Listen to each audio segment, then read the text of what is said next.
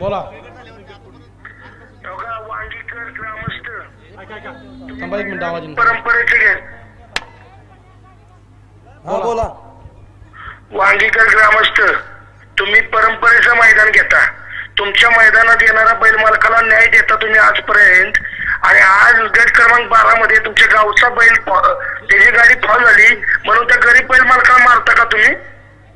ज्या कोणी त्या पोरग्याला मारलाय ना तुम्हाला दावतो आता गंमत काय असती. आणि ते पप्पूला सांगा वांगीच्या इथून पुढे तुझा बैल पळवून दाखवतो बाहेरच्या मैदानात. गोरगरिबांना न्याय मागितला की त्याला मारता मस्ती आणत रे तुम्हाला.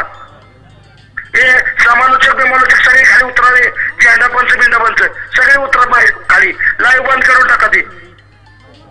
गरिबांना मारायला लागला रे तुम्ही. मस्ती आला का तुम्हाला? तुमची गाडी बाद झाली म्हणून त्या पहिल्याच्या बैल मालकावर कारवाई झाली पाहिजे. आणि सगळे संघटनेचे सगळे पदाधिकारी खाली उतरायचं मैदानातलं.